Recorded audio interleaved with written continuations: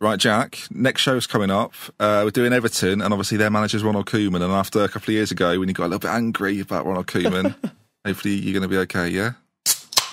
I'm ready.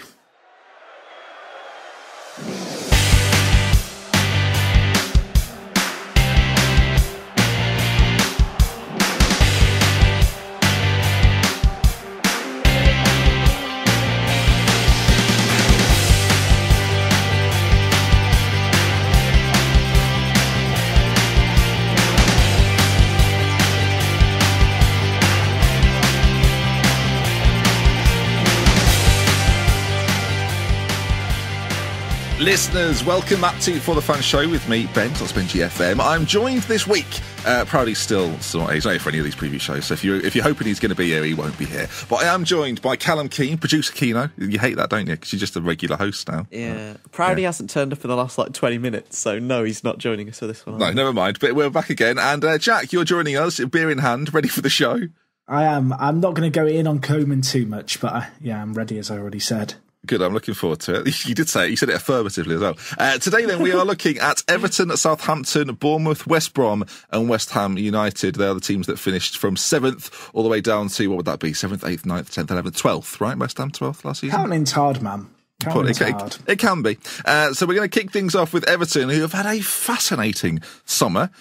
Big sales have come in, of course, with Lukaku, and have brought back Wayne Rooney as well, amongst plenty of other names that we're going to discuss now. Pickford, Keane, as well as Davy Klaassen from Ajax, was an interesting one, Sandro Ramirez, and Cuckoo Martina from Southampton, which I'm very confused by. But they've done some business. Some people are going a bit crazy, I feel like, over this business, boys, and we'll kick things off with Keano. Do you think they've had a good summer or a bad summer? I think they've had a really good summer, but I'm not sure what that will do for them in the context of league position. Right. Explain Essentially, that's my view on it. I think, objectively, if you look at the players that they have brought in, they have improved their squad by a large amount. I think for me, they're not so much Klaassen, because I think that could potentially upset the balance in the midfield a little bit, but particularly Michael Keane to replace someone like Jagielka who was getting on. Pickford. I really like the Rooney signing actually as well, because I just think he will offer. They've got a lot of new players. Here's someone that could just slot straight into the culture of the club. Quality. Probably won't need to play every game. So I think they've made a lot of really good signings. I think the Sandro Ramirez one is also interesting because, as you said earlier, this is a guy who was once considered a really hot prospect at Barcelona, went to Malaga, and could be a pretty cheap signing in comparison to their others. That could be one of the most sort of impactful ones. So that'll be really interesting. So I think they've made, to summarise, I think they made a lot of really good signings, spent a hell of a lot of money as well.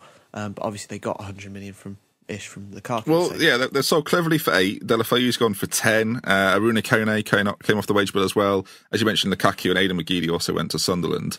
So they've brought in about 100 million all in. And they've spent about that as well. But, go on. I'm not sure that will be in. They've obviously spent to try and crack the top 4 or the top 6. And I just can't see that happening. So it's a question really for everyone outside the top 6 in the league. What are you spending your money to try and achieve? And if those, if the top 6 are really too far ahead, what's the point? Do you know what I mean? They'll probably, with this summer that they've had, they'll probably, they almost definitely will reinforce that sort of 7th, gatekeeper of the top 6 kind of position that they have. But will it get them any more than that? I can't see it. So it's a bit of it's more of a philosophical question about the Premier League, as we said, the kind of glass ceiling thing. We'll talk about where we think they'll finish and what they're expecting. But Jack, transfer wise, how do you think they've done? They've brought in some decent, like Klassen's an interesting one. Onikuru, I think you say it. They've brought in as well. He's a decent little player. Pickford, Keane. We mentioned Sandro as well, and of course Wayne Rooney. Do you think that's enough to counteract the sales of Lukaku, Delafeu cleverly? Yes. Okay. I actually think these transfers are indicative of the fact that Everton are preparing for their first European campaign in 3 years. Obviously, the club has had a big overhaul in ownership over the last year or two. The current owners are worth £2.2 billion. And as much as people are talking about, these other 40 teams, Neymars, is it something like that? Well, the issue for me for Everton is the fact that I think they're just 1 year away from being able to try and really have a good go at the top four, which might seem absolutely mental. But the new owners, they've paid off all the depth. They're talking about expanding Goodison Park. They've clearly got Koeman, who they backed in the transfer market with this money. In terms of the actual wages they're paying, they have gone up over the summer. I think for Everton, the big aim this year is basically to ensure they can get Europa League football once more and then kind of continue to build off that. I think this is a bit of a turning point, I guess, Everton, a team who, up until really recently, that Fellaini transfer that Moyes did was kind of considered them big spending. Whereas you look at them now, they're spending 23 million on Klaassen. They've spent 60 million on two very talented English players in Pickford and Keane. I think it's unfortunate, I guess, in the sense that because Everton haven't been a mainstay of European football in the last few years, they're somewhat limited in the options they can bring in. You wonder if that £60 million would go a little bit further if they had a little bit more pulling power. But the owners talked about wanting to make the northeast of England the Hollywood of kind of football. That's the wording he's used. He clearly wants to spend big. Northwest. Yeah, my brain is not working. I don't wish to be a pedant, but imagine that he says, "Oh, I'm going to make the northeast the pinnacle." Yeah, the maybe Hollywood. he actually did. He just looks around, sees the Everton match, like, because this isn't Newcastle. Starts buying Sunderland players. I mean, he's already done that. He's bought Pickford. Can we just say Callum Keane has referred to Grimsby as being in the northeast of England? Yeah, well, Keane's a Brummie, so anything above him is northern. I think. Outrageous. But no, I'm excited to see Everton this year, and it pains me to say that because I think actually they're a team who are capable of getting top six this year if one team just doesn't set the world alight. I guess the questions I have about Everton, and they've bought big names before. Lukaku himself, getting Lukaku was a big deal at the time for Everton. They spent a lot of money on him. I just don't know where, without Lukaku, who I thought was always a little bit indifferent, and I think with the supply line he's going to get at Manchester United, he's going to flourish way more than he did at Everton, where he was sort of the only goal. Like, if you look at the goals last season, Lukaku got 25. I think the next highest was Barkley with 5. Now, you take those goals away from Everton, who almost is certainly on the way out as well. Yeah, Barkley looks like he'll probably leave as well. Where's the firepower? Because it ain't coming from Wayne Rooney. Is it all on Sandro Ramirez? Sigurdsson. Okay, but we're, as we record, he's not signed. It'll be 50 million. You feel like they could have probably paid it if they wanted him, and that would be, at that point, Everton are spending money because at the moment they've still not really spent money with the players that have gone out. No, the net spend is not. So at that point, you're buying Gylfi Sigurdsson. Maybe that's the transfer that happens if Barkley leaves for 30 somewhere. Now, I'm not sure where Ross Barkley goes. I think West Ham are probably eyeing up the likes of Ross Barkley. I was about to say West Ham's the team that pops its minus. It's a West Ham kind of Spurs signing. as well have been interested. Maybe Spurs as well, who we discussed, but maybe need some more depth. But I think that might be the kind of deal that happens if Barkley goes. Now, the chances are Barkley will go. You wonder if, based on the signings that Everton have made, if Barkley's looking around going, actually, we're a better team now. We might not have as good a player, losing Lukaku, but we're a much better team now. It'll be a difficult one, though, because Koeman has kind of said repeatedly in the press over the summer that he's, Ross wants to leave. He looks like he's on the way out. I'm happy to let him leave. They've almost severed those ties already. And if the deal doesn't happen, whether he'll be able to integrate back in like that, I could see him staying though. Difficult. Oh yeah, no, I think it's definitely possible because the potential destinations for Barkley, with the asking price that Everton want, are running out. So whether they drop the price a little bit to try and move him on before the end of August, that's an option.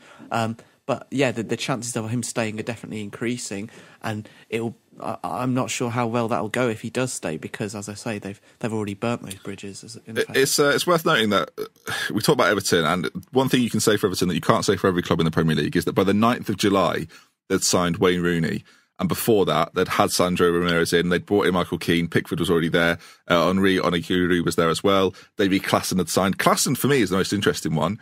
Been a star at Ajax for many a season.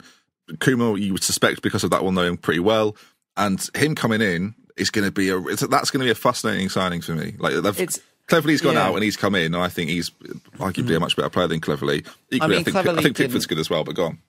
Cleverly didn't have a huge role, I think, last year at Everton, but it is it's an interesting one because obviously he's coming from Ajax, who perform well in Europe against other decent teams. Obviously, they didn't win the Eredivisie, and there's always that kind of question mark over players that you sign from the Eredivisie, whether it's really of the standard of the other sort of European leagues that the Premier League. I think Everton fans have been impressed with what they've seen so far. And that always and I think he's not really a gamble. It's more of a safe signing. But I think, and he's obviously a good player, how the sort of midfield dynamic now works and where the balance comes from their midfield. Obviously, Schneiderlin has sort of taken the mantle from Barry as that sort of holding player, and you expect him to start there. If they kind of go with the similar kind of 4-3-3 that they ended the season with, or in a 3, that was with Davis, who I really liked Tom Davis as well. I thought he looked really good second half of the season. I like the way that he plays. It's not often that you see a kind of English player who sort of, especially for someone so young, who has the kind of intelligence that he does on the ball, and he's not sort of like an explosive dribbler. He's not a kind of destroyer. He sort of plays that number 6 in the midfield 3 really nicely. A bit of a dog's body, but works well in that role. And he finished the season really well, and they had a nice balance there in that midfield 3. And now, will Klaassen sort of take that role from Davis? It'll be interesting to see how Koeman sort of juggles that. And so there are a lot of question marks really as to how the different signings will accommodate. As you said, it's an interesting point that now they've lost their main strike threat, where the burden sort of falls. Well, I mean, I'll ask again. Do we think they've got enough firepower, Jack? And if they do, where do you see it coming from? I personally don't think they have. I don't think they've got a guy that's going to score 20 goals this season. I think they're probably going to spend 60 million before the end of the window. Okay, so it's crazy. So not that. Are you assuming Sigurdsson's going to sign? I don't know. I think Everton are in a situation where they have to be quite clever with their signings, as I already kind of mentioned. They've really not got the pulling power of a lot of these teams with the big budgets in the Premier League, in terms of they're not exactly a team who in recent years are known for consistent European football. So I feel like that pool of players they have access to is somewhat limited. I don't know if the Sigurdsson deal's going to happen, The more I think about it, the more I don't think it'll happen. But I feel like they're going to... Even if Gylfi signed, there's not the firepower there. There still isn't. It's still not there for me. Still a creative player, yeah. It's not a finisher. I don't know. I mean, he scored a lot of goals this year last year from set pieces. He got a lot of assists from set pieces, and I think you look at Everton's side, it's a very good team in the air. The something they've always had going for them.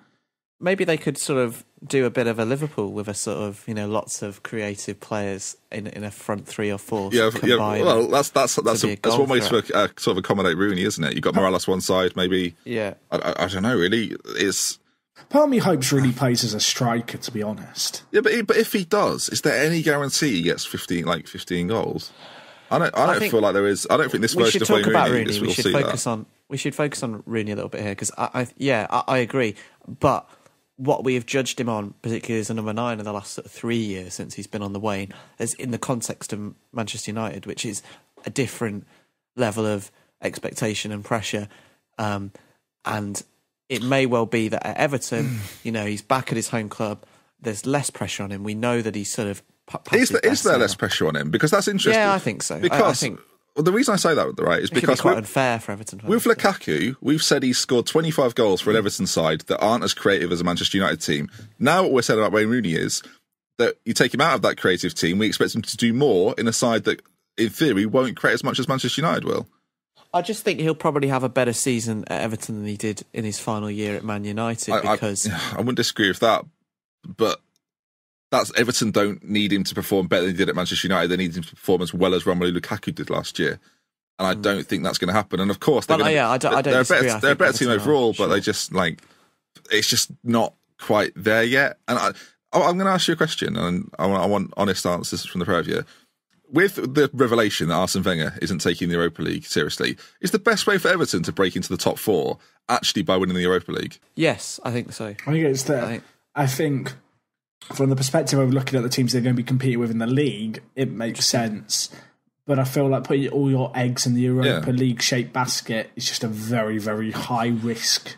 Particularly with the impacts it can have on your league. I think the way to approach the Europa League is very much that you play, but you don't play with the intention of... Well, obviously you play with the intention of winning it, but you don't put all your eggs in that basket. And if you find yourselves in the quarterfinals, then maybe you start sacrificing league performances. And I think that's exactly what United did last year, actually. I don't think they were I don't think the Europa League was ever something they were going to win until they realised, hang on a minute, we're in 5th or 6th.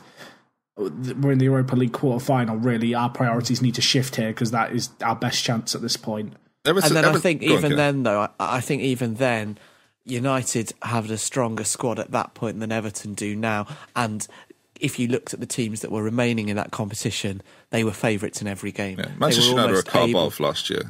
Exactly. And I think while Everton are definitely capable of being able to win the Europa League, it's a more difficult proposition and their odds would be lower to try and win that competition. I think which would represent a bigger gamble in trying to focus on it. The interesting thing for Everton, I think, on that, is that Everton definitely have a team that is good enough to get to the quarterfinals of the Europa League.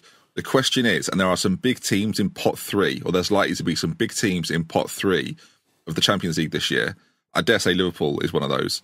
And some of those teams, of course, then you have a situation where the teams that drop out of the Champions League and finish 3rd, are Everton as good as some of those teams? And at that point, you're probably going to say no. Say a Sevilla drop in to the Europa League, all of a sudden, that is a big task for an Everton side to beat a Sevilla, who we've seen can cause teams a lot of problems in Europe especially.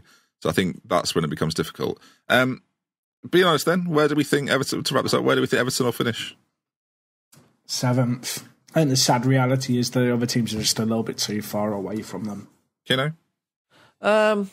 I think they'll consolidate that spot. I think as we've kind of said, it's a bit of a new era for Everton because they've just come into this huge amount of money potentially that they can use.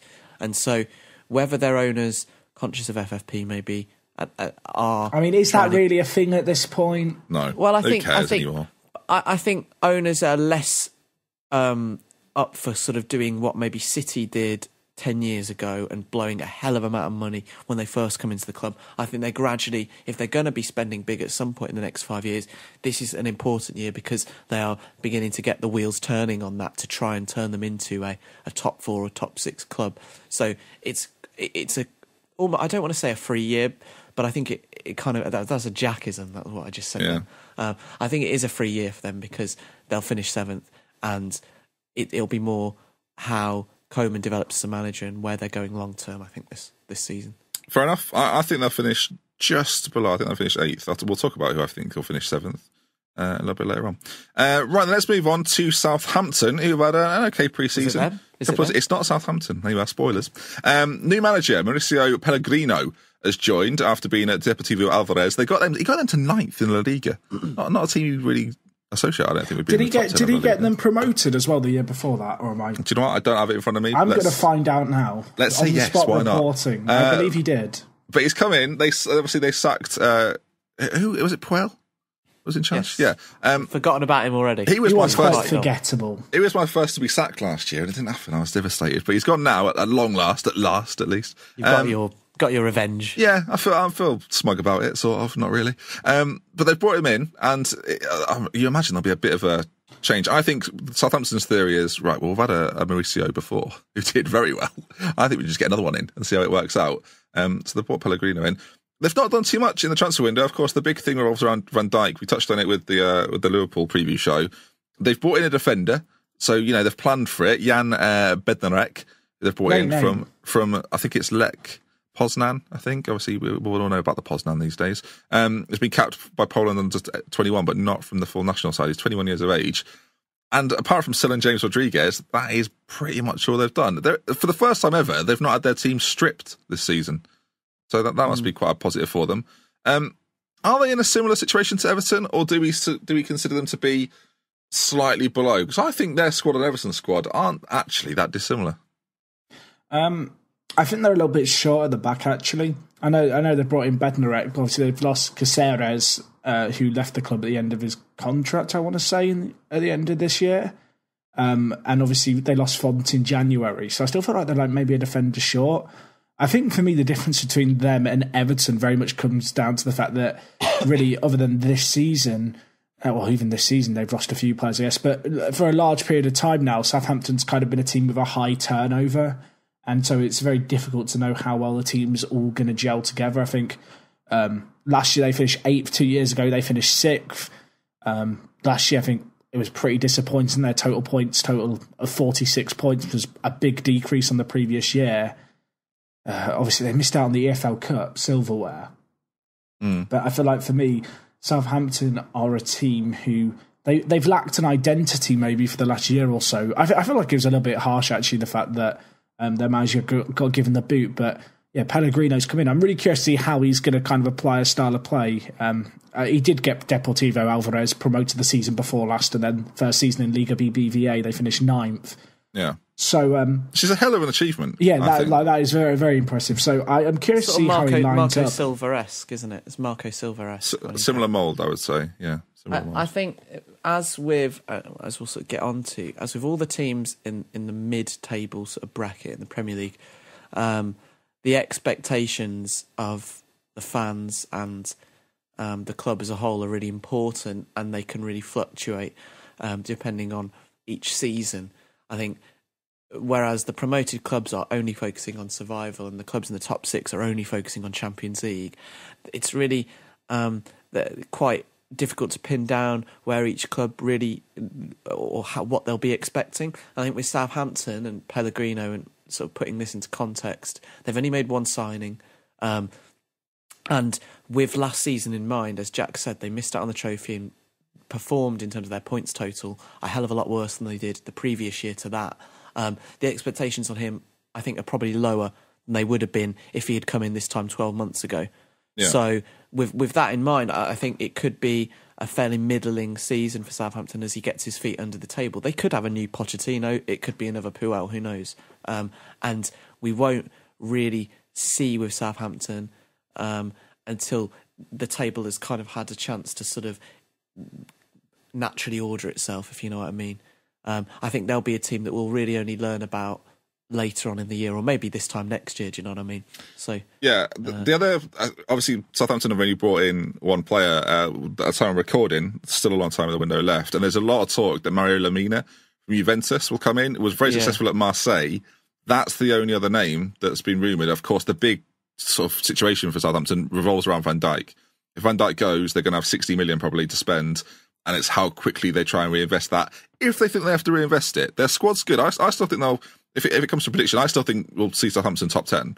I think if you look at their squad, they've actually got a really solid team there. They've got Fraser Forster in goal, who's going to be at ever-present for them. Assuming Van Dijk goes, they've still got players like Bertrand's there. They've got Cedric, who plays at right back, of course. It's one of their breakout stars, I think. Yeah, Jack Stevens is coming through at centre-back and is looking really good. Still got Ward-Prowse, still got Gabbiadini, who's looked good. Holberg's still there. Redmond. There's still a really nice core. Charlie Austin, Jack. You know, he's still fan favourite, kicking about. Geordie Classy. There's a lot of the reason I'm naming these players is I compared them to Everton. I think squad wise, Bufal's still there too. They've got a similar squad. Ori Romeu was a revelation for them last year. I still think there's a really nice core at Southampton, and the fact they've kept hold of their team maybe says something about the fact they've not got a much better side, but they've got a good team there, and I think they'll do well to keep it together. They have done so far. And with the Van Dijk money, you expect they'll do quite well. And this new guy from Juve might be the icing on there. Returning to the expectations thing quickly, as you said, they've not made a lot of signings, so the expectations are pretty much the same, or if not lower. Do you know what I mean? They've not made any big money signings that will be expected to perform, and I think that carries to the manager as well. Got to finish in the top 10 though. I think they've got to try and hold that down to become an Everton. In terms of a team that are now pushing sort of the top 6. For me, they seem like one of the more natural sides ready to do that. Just the way we've seen them in the last few years. Moving on though, staying on the south coast, but going across to Bournemouth, who have had an okay pre-season, beat Portsmouth, so probably avoiding the show purely for that. Did lose to Valencia, but beat Yeovil, beat QPR as well within that. Beating Yeovil's not an achievement, as Luton fans will attest to. 3-1, Jack.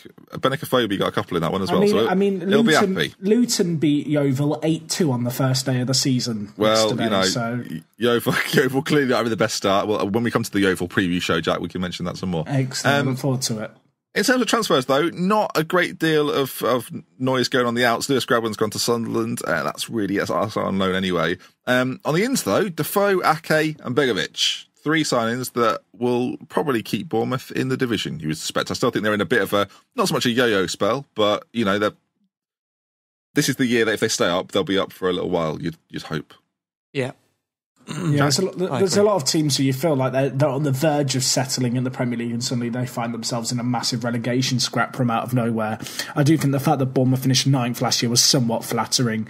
But as you mentioned, they've brought in some really good players. Obviously, Ake, not exactly a new addition. They had him on loan for the first half of the season. I think Begovic is a good option in goal. I think Jermaine Defoe's the big question one. I mean, they've paid a lot of money for him in terms of wages, if you believe what's being reported. And I'm curious to see actually how Defoe slots in around Josh King, because Josh King, I think, was a bit of a surprise last year, a bit of an enigma, the Norwegian striker. Got 16 goals in total, was their kind of top goal scorer, which I don't think many people would have thought would be the case, given Bournemouth have some pretty good strikers in the likes of Afobe and Wilson. One of the biggest surprises of last year, I think, was his form in the final sort of 6 months or so. It was really impressive. Yeah, I think another player who did well, we'll talk about him in another show, was Vardy, actually, who had like a similar kind of real spurt towards the end of the year. But Defoe, I think playing for Bournemouth I genuinely don't know how he's going to do, because last year I was a big advocate of Defoe. And I'm now looking at it thinking, does he offer that much to Bournemouth that he didn't already have? Because they already have a lot of strikers who are kind of very pacey, quite athletic players. And Defoe signed a 3-year deal, if I'm not mistaken. And he's like 32. Defoe? Older than that. Nah, Defoe's 34. 34, and he signed a 3-year deal. Yeah. I mean, it makes it seem even more mental than I realised it was. I mean, I'd love to know Bournemouth's thoughts on that. He's got 15 goals back-to-back seasons, so I think that's probably their thought, that if they can get 10 out of him, alongside a Phobia and the rest of them, he's going to have a pretty good year. For me, though, Begovic is 30. Begovic isn't like 35 coming in at the end of his career. 30-year-old Asmir Begovic, one of the best keepers in the league at Stoke. Knows the club as well. He was there before he left to join. Well, for me, he's a big step up from Boric, who last year I thought made quite a few errors that could have seen Bournemouth more comfortably in the top half. I completely agree with what Jack said, though, that this position flatters Bournemouth. The bottom 12, I was very critical at the end of last season. You might remember I had a little rant about it, folks. Bottom 12 of the Premier League, generally speaking, is trash. So, I mean, look forward to the next preview show we do when we talk about the majority of the teams that were in that section. But, it does flatter them. But in that respect, there's a lot of room for these sort of teams, for Bournemouth, to move themselves out of that trash, as it were. I feel that's a bit harsh now. But out of that section and becoming kind of for pushing for the top half again, and not being basically what I'm saying when I say trash, what I actually mean is like just cannon fodder for the top six. We saw last year the top six romped their way to the top six, and there wasn't much fight put up from these lesser sides. And I prefer it when the Premier League is that bit more competitive and we have these sides able to shock the bigger teams. I think we mentioned it last year. There were games that Chelsea would go into, and it was a foregone conclusion. And that's not something we see very often in the Premier League. And it's teams like Bournemouth that I want to see pushing back against the Cities, Chelsea's, Manchester United, Liverpool's, Arsenal's, Spurs teams. That's what I want to see happen. And we didn't see much of it last year. And I hope that with the additions they've made, a keeper like Begovic, I think, is, as I say, is the difference. We'll see a stronger, better Bournemouth this year. Yeah, I think on the signings that Bournemouth have made have been really smart because, and this is what I like to see actually. I'm not a big fan of, almost what Everton have done, like huge sort of, a lot of ins, 6 or 7 highly paid, like big signings. I don't think that works very well. What Bournemouth have done is strengthened in the areas they needed to, and they have kind of, it's as you said, they've just sort of raised the overall sort of average quality of their play. And in a league, particularly where, at least basing it on last year, it's so tight in that sort of 12th to 8th or 7th sort of spot. Having a player that can maybe get you 10 goals like Defoe, a keeper that can keep you in games and earn you points where you might not earn them otherwise in Begovic, and someone like Ake, who, again, was pretty good in his loan spell there, and so will slot straight in. It's just an overall improvement to the squad, and I think they've made smart business based on the money that they've got from staying in the league for 2 years. Yeah. So it's just overall improvement. I think, as on a kind of wider point on Bournemouth and sort of Eddie Howe, he has done an excellent job objectively in keeping Bournemouth, as I've said, in the league for the last 2 seasons. There have been question marks over his management style, and for a guy that's thought very highly of, I think by most people... Yeah, not many people have a dislike towards Eddie Howe, you would say. No, exactly. And I feel like there's a general kind of feeling that he is destined for bigger things than Bournemouth at some point in his career. He's got different aims now. The aim for Bournemouth, I think, if you consider the money that they've spent, is to really sort of, as you say, similar to Southampton, solidify themselves in the Premier League in a way that Swansea has sort of done in the last 5 or 6 years. Make sure that they are now and ever present there, and from that point kick on. And I think Eddie has never had to do that yet in his career, and he's arguably never had these kinds of signings made either, because particularly in the year that they just come up, they were taking gambles on people like Josh King. Now they're signing more proven quality, so it's a different proposition for him, and it'll be really interesting to see, with sort of his potential future in mind, how he handles that this year, I think. I will say, I've not been overly sold on Bournemouth's transfer policy, like, up until this point, since they've been in the Premier League. Yeah, you look at the money they spent on Muset.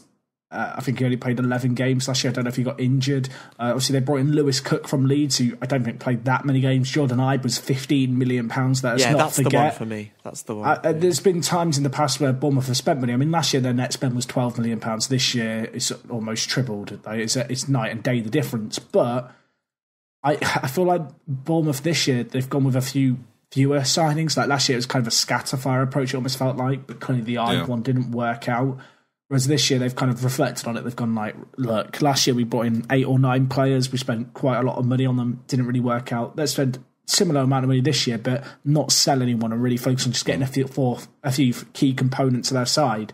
I'll be interested to know what we said about Bournemouth transfers last year, because the policy seems different, very different from previously. It does, and on the surface, Ibe, for instance, looked like quite a decent signing, and it just didn't work out. And he had a few personal issues and stuff, but it's like you, as you stay in the league longer, your ability to attract certain types of players changes, and Bournemouth are kind of evolving, so it's quite an interesting one to look at, really. I think the fact Defoe and Begovic have gone there, experienced players, Premier League stalwarts. Again, that's why I rate both of those.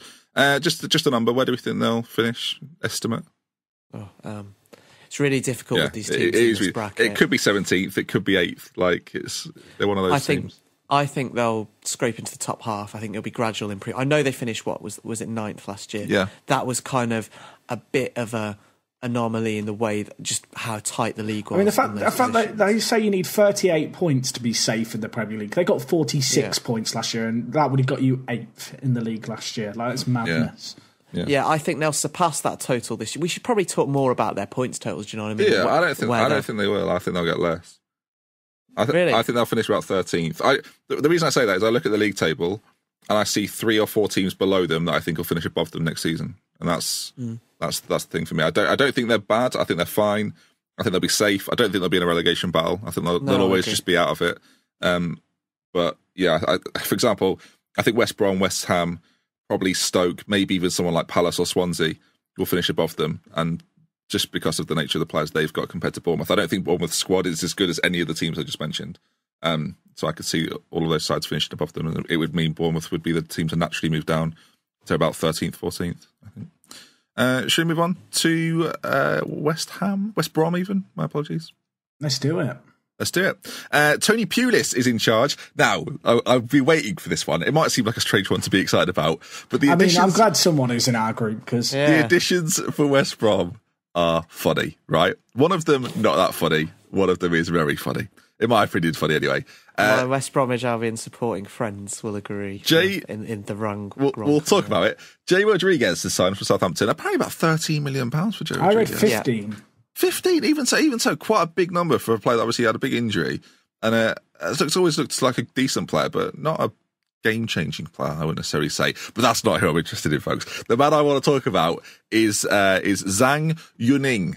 Now, it'll be familiar to all of you, I'm aware. Kino's sitting there going, oh, great player. 20 years of age, you may have worked out Chinese, and you might be questioning to yourself, well, you know, in fairness, he's not actually going to play for West Brom this year. He's gone out on loan to Werder Bremen. Why on earth, Kino, would West Brom sign a player that scored 1 goal for Vitesse in 16 in the Eredivisie last year? Well, Kino, you may well be able to be like this. Know, Chinese international, though. I think, and this is just me speculating, I think the fact that West Brom are owned by Chinese people has meant that they've bought someone that's Chinese, Jack and Kino. So I don't want to say they've signed him purely for the fact he's Chinese, but I think they might have signed him purely because he's Chinese. I also have a feeling that the person who's the biggest fan of this transfer is Tony Pulis. I Do you think Pulis does like it or not? He is the kind of person that would really enjoy a signing such as this. And all I'll say, folks, is that there was the 4 teams in the Asia Cup that Liverpool won. West Brom just so happened to be one of those teams. I'm not going to say anything else. I'm just saying.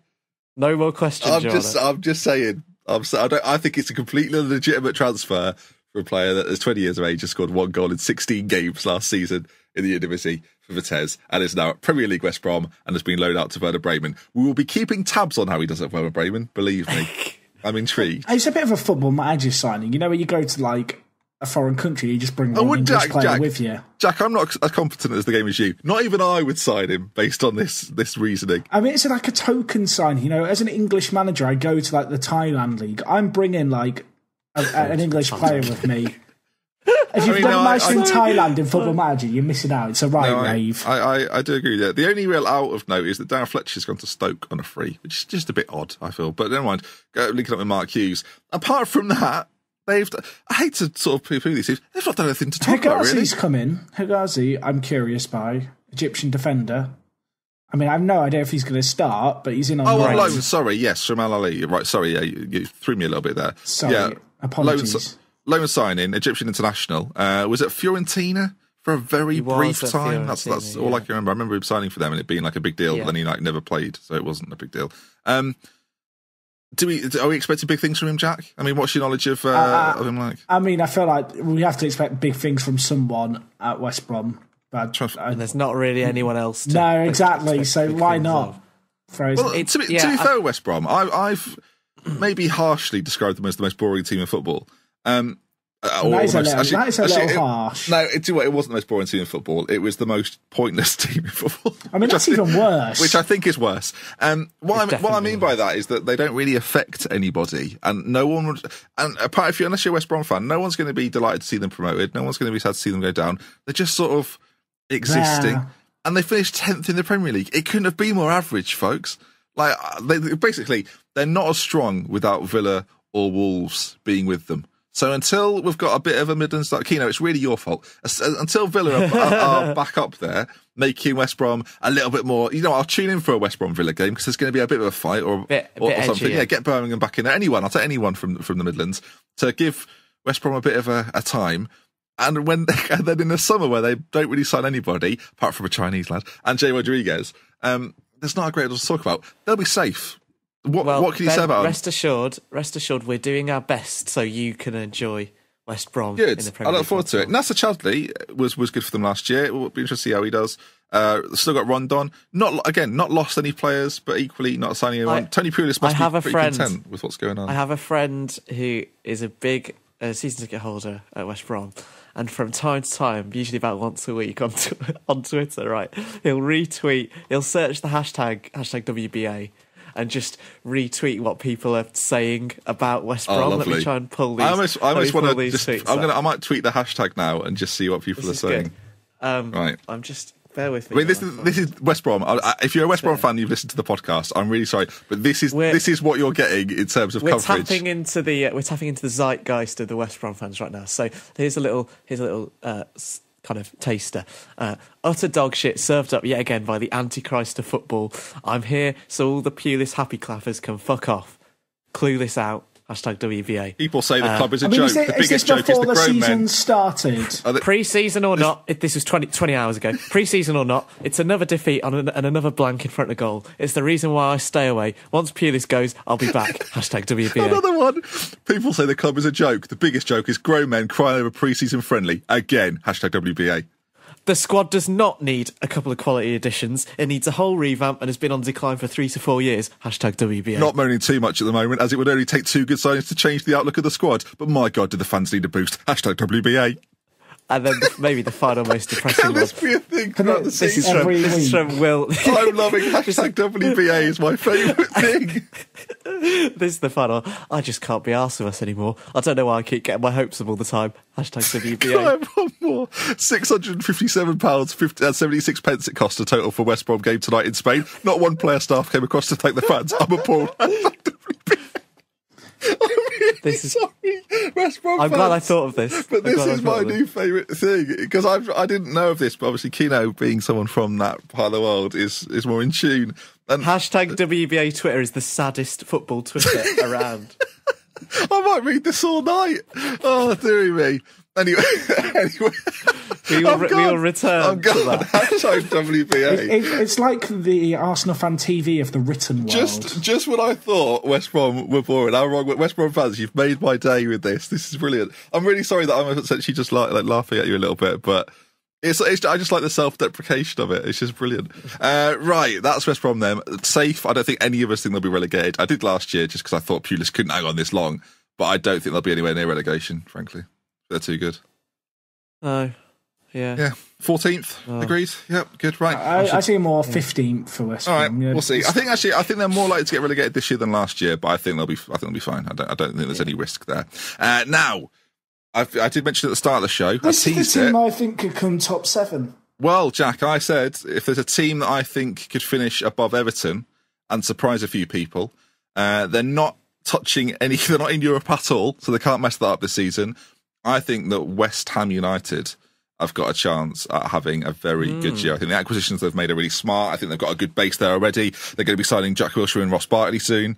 They've got everything going for them. Although those transfers might not happen, I do think the signing of Javier Hernandez is a lovely piece of work. Still only 29 from Bayer Leverkusen. And the fee they got him for, was it 16 million, 19 Wasn't million? a lot at all. It was a release fee. Which yeah, I've got to be honest, 16 million for Hernandez, who's done it in the Premier League before as sort of an impact sub. Zabaleta as well. Yeah, Zabaleta again. Joe Hart on loan. Like, I know people might laugh at the Joe Hart signing and think the Zabaleta transfer is a little bit strange, but you think now that West Ham's back four is Joe Hart, Zabaleta, Winston Reid, Ogbonna, and Aaron Cresswell. Like, that's a pretty, for my money, that's a pretty good back line. That's and while solid. Yeah, and while in the context of Man City and their title ambitions, Hart and Zabaleta have been sort of ridiculed a bit over the last few years. They, in this context, are trying to pull West Ham further up the league, are almost the exact players that they need, I think, with experience of being up that end and trying to get results every week. I feel like I could go through the squad, Kino, for West Ham, and just every name you think he could have a great season. Like, Faguli could have a good year. Chiate, Lanzini, he was one at Snodgrass, Aubameyang. I feel like the issue is you could have said this last year with West Ham. I mean, I think you're right, you could have, but I think expectations at West Ham and being at the new stadium, let's not forget, that was their first year at the Olympic Stadium, London Stadium. They've settled there now, I feel like. Like, their back end of the season wasn't dreadful, if I remember correctly. And I just think there's the squad now looks logical. And last season I looked at their squad and I thought, they've got, like, do you remember last year West Ham's squad was massive? Because obviously Payet was still there, but I felt like they had a lot of players just in their squad last season. This year they've brought in Zabaleta, Arnautovic and Hernandez, notably, and sort of let go quite a few. Like, Randolph's gone, Ashley Fletcher went, and then Valencia's left the team now. Nordvigt's gone to Hoffenheim, Arbeloa's gone as well. They seem to have thinned it out and brought in some, like, really nice new additions. So I'm interested to see where they go with it. Like, even players like that were on the fringes, like Reece Oxford and Reece Burke, that were sort of their next young hopefuls, have both gone out on loan deals. And they've Reece Oxford one's quite interesting at to Mönchengladbach. Yeah, but not only that, but yeah, so he's gone out for a year as well. So he's got a full season at Mönchengladbach. I just think the West Ham squad, the way it is now, there's a real chance for them to do something. No European competition. And we saw, like, let's not forget, this West Ham squad largely made up a very good West Ham team a couple of years ago, and they had a really good time of it. I just think we might see something similar again. I don't know, I've just got a weird feeling about it. See, what you're saying is they could win the league like Leicester did. No, I don't think that, but I do think that. I think Everton is like a legitimate target for them. I think they could be as good as Everton this year. No, I agree with that. And I'm not someone that like ever rates West Ham really, but I just think they've got a really nice balance in their squad. They've got a really good, like, mix now of youth and experience that will blend really well in this division with the way the division's set right now. I mentioned Bournemouth, right? I think, and I mentioned sort of the quote unquote trash at the bottom of the table. Let's not forget the West Ham season where they were beating these top sides and giving, like, Chelsea really difficult games, beating Liverpool, beating Manchester United. I think we could see a similar thing come from them again. I've raved about West Ham there, I tell you. I didn't think I would, but I've gone for them. I think largely last year was a big underperformance for them. I feel like for the last few years they've been a squad readily built for Europa League football, and both years they've missed out on it. Totally agree. And I feel like in a way, actually losing Payet is almost a blessing for them because they're suddenly going to have to be a lot less reliant on one player. And I think you're going to see really just the true strength of that squad. I feel like that Payet situation all the way through till January was really a dark cloud over their season, which was indicative, I guess, of the first half of the season's performance. And so, I'm kind of curious and excited now just to see how they get on. They are my. I mean, we're doing predictions, but I'll tell you now, they are my quote unquote dark horse. I think they've really got a chance of doing something. You've convinced me, boys. Have I? I mean, they start the season against Man United, so we'll see how they do. So when they're 20th and first on match of the day, they're the man to blame. I think you have a point though in the context of last year, which was Bilic had such a great season at first with obviously Payet flying and they got into Europe, and the season with obviously the new stadium immediately started on the wrong foot with them crashing out of Europe against, God, I can't even remember who it was. Astra. Astra. Is it Astra, the Romanian team? Is it Romania? Yeah, I think it was Astra. Yeah, and it immediately started badly, and they were still trying to adapt to the different atmosphere in the London Stadium. This year they don't have that. It was almost like a second album, do you know what I mean? It was a difficult kind of comeback for them. And this plays into why we think Spurs won't have as good a year, by the way. I think that's going to happen with Wembley. The same thing that happened with West Ham. Sorry, I'll let you finish that. My apologies. No, and I think in with that season in mind, I think they're definitely set to improve. I'm not sure whether they'll be able to maybe overtake Everton. I'm not sure that they'll have the sort of consistency to do that. But yeah, you've made a good case for them there. Yeah. West Ham fans, be happy. I mean, I don't think we spoke about you much last season at all, but now there you are. I've raved about you, and I think, boys, that brings us quite neatly to the end of this one. 45 minutes. Job done. Jack, did you get through your can? How many did you open in the end? Only the one this week. There was no Koeman bashing from Jack, so we'll save that for one this season. The alcohol restrains me. It calms him. It has a mellowing effect that we're not expecting. But only in sort of related to Ronald Koeman, though. Yeah, let's do anything else. Well, I am interested. These are all the sides that finished, of course, just outside the top six. Who do you think will fare the best out of all of them? Do you think any of them will break into the top six? Let us know in the YouTube comments or on Twitter at ForTheFansShow. Of course, ForTheFansShow.com. And if you're on YouTube, do leave a like on the video and make sure you subscribe to the channel for weekly shows as well. Tell your friends these are happening. Previous shows, there's plenty more to come. We'll be looking iTunes. At the indeed, if you're on iTunes, that it's there first is what I'm getting at. If you are enjoying the shows, as I say, do let us know your thoughts on them and keep an eye out for shows every single week coming to you. I almost said live because it sounded good, but they're coming to you every single week on iTunes. Maybe first. One day. If you have enjoyed the show, Jack, do let me know. I've enjoyed it. I'll let you know. Good, thanks very much. And Kino, pleasure as always. I'll be writing you a Proudy style essay. I look forward to it. And of course, West Brom fans, if you've got any tales of your summer, hashtag WBA. Hashtag WBA. Don't tweet them at me. Hashtag WBA. I'll put it on my tweet deck. This is definitely going to be a feature this year. We're definitely doing this. I'm so ready for hashtag WBA. We've stumbled on a great little feature. I'm so excited. Oh dear, I can't get over some. I was really looking forward to the Premier League season, but now I know West Bromwich Albion tweets are going to be influxing it, and that's now what's going to get me through my week. Yeah, but I don't want any I really don't want any West Brom fans to know that this is going on. I like the realness of it. Our next show, if you're keeping up with these, is going to be Leicester, Stoke, Palace, Swansea, Burnley, and Watford, and then we'll be doing a Championship promoted side. It's like one as well. It's like we've turned over like a log or something, and we're looking at all this stuff going on, all these wildlife and stuff, and now we put it back. Because I feel like I've been overly harsh to West Brom, but now I realise there's so much joy to be had in what's going on over there. They are all over. They are all leave no footprints. Yeah, reference game. There's just hats laid around, just hats that have been thrown off the head of Tony Pulis. If you've enjoyed the show, then as I say, do leave a like on the video, leave us a rating on iTunes, and we'll see you again soon. We love with care from us for the fans, from me, Jack, and Kino, and probably Proudy as well. We'll see you again soon. Goodbye. Said again twice. That's all.